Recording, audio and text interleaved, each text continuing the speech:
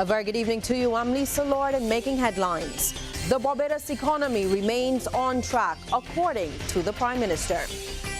An assurance that the community-based people assemblies will reflect their name.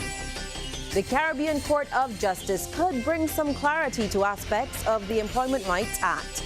And in sports, Queen's College and Allen School cross-country champs of the North.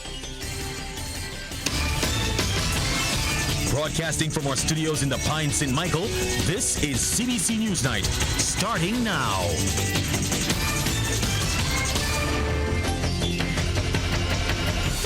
And in our top story, the International Monetary Fund is still in the process of assessing Barbados' economic recovery, but the report so far points to the island being on the right track.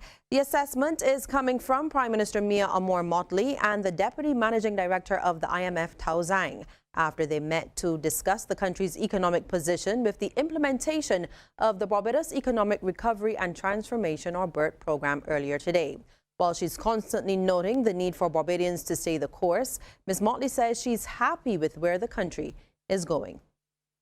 We understand where we have capacity limitations and we're trying to fix them in conjunction with the fund, who really has been a good partner to Barbados by allowing us to be able to execute this homegrown program in circumstances that are peculiar to our attributes as a small nation state, and we're grateful for that.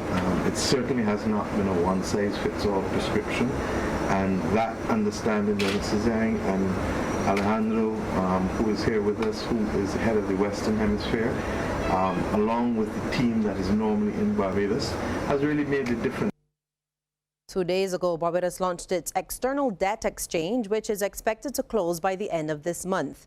The Prime Minister says Barbados' ability to put the debt restructuring exercise completely behind it would allow the government to move fully into the next stage of the BERT program, which is literally to complete the structural changes that we have in our regulatory structure to make it easier, not just to do business, but for Barbadians to enjoy services that are delivered to them on a daily basis. And then secondly, for us to focus completely on the projects that are necessary to be able to really do the transformation, be it the transformation of our people through the continuous training and the National Training Initiative over the next 4 years, or the physical infrastructural projects that are absolutely critical to both accessing services or the delivery of jobs in the tourism sector and other areas of the new economy.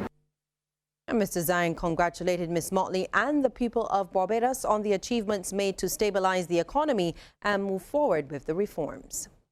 We're glad to be part of the process, to be your partners, and we remain committed to support and to move ahead together with you. And of course, as you said, there are a lot of work need to be done in the futures, and we will, of course, remain as committed, as ready, as prepared to move ahead. Well, the IMF has provided some critical training for local and regional journalists in economic and financial reporting through a just concluded seminar and workshop. Journalists from Jamaica, the Bahamas, Grenada, Trinidad and Tobago, Haiti, St. Lucia and Barbados, including our Ryan Broom, were all presented with certificates on completion of the highly interactive and informative 3-day course, which was held at the Caribbean Technical Assistance Center, CARTAC, in Upton, St. Michael. One of the coordinators of the workshop, Matthew Robbins of the Thomson Reuters Foundation, talked about the significance of the developmental initiative. He says one of the main aims is to help journalists break down complex financial terms for their viewers and readers. To us at the foundation, there are two levels and two big gains to have from a workshop like this. First of all, the whole world is competing for international investment, and clearly one thing that the big international investment funds like to see is a healthy financial news sector which creates the right level of oversight, holding to account and transparency to make people comfortable to invest in countries. So that's very important to us at the foundation. It's something that we always encourage: strong well-principled and well-knowledged local financial press, because again, that A is there to provide the transparency needed for international organizations and also to provide the understanding which is often needed among the local population. And senior media officer with the IMF, Randa Alagar, says the IMF uses such workshops as a way of demonstrating that it is there to help, especially in the areas of training and capacity building. We organize these media workshops as part of our capacity development for journalists from developing countries on financial and economic reporting, and to give them an overview of the IMF work and what we do exactly, the difference between the IMF and the World Bank, how we can help them, and how we can facilitate the work of the press and engagement with the fund. Well, the proposed community-based people's assemblies will be for the people and by the people. This assertion was underlined by Deputy Chairman of the Thorne Commission, Ambassador David Comishong, when he and Chairman Ralph Thorne fielded questions about the plan to devise a community level of governance. Graydon Seeley Secondary was the venue for the Commission's first town hall meeting to elicit public input.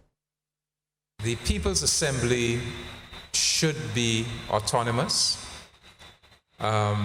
No government officials should be appointing members of the People's Assembly, no government minister, that is, and the People's Assembly should really control its own affairs. The assemblies will function autonomously to provide public accountability of government agencies and establish sanitation and road repair committees.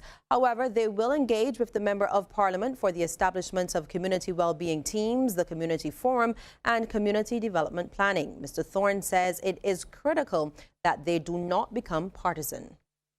You cannot sit on an assembly as a BLP or DLP or whatever is the name of the party. Right. You must come in your own right, with your own personal integrity. Right. And as I've said before, partisan politics creates discomfort among next door neighbors, among streets sometimes. We wish to avoid that. Now, I'm not going to look back too much, but in the past, we've had assemblies or councils, so-called, being appointed by a minister. Yeah. And that gave it a partisan color immediately. This, we propose, will be done by election. Your neighbors will elect you into office. The influx of Sargassum seaweed around the country's shores could lead to lucrative opportunities for Barbadians, but according to Environment Minister Trevor Prescott, the uncertainty of the supply is preventing Barbadians from taking full advantage of it. The minister made the comment during a media conference for the closing of the UN Environment Programme's intersessional meeting of the Forum of Ministers of Environment of Latin America and the Caribbean. Minister Prescott is the president and chair of the forum and notes that sargassum remains a concern for many member states. It makes it difficult to set up any kind of industry in Barbados where we can say we can have a constant supply of the sargassum. We can't say that if it came last year in January, we know that we see it again in January this year. And we don't know if at any point in time in a year we might not see it.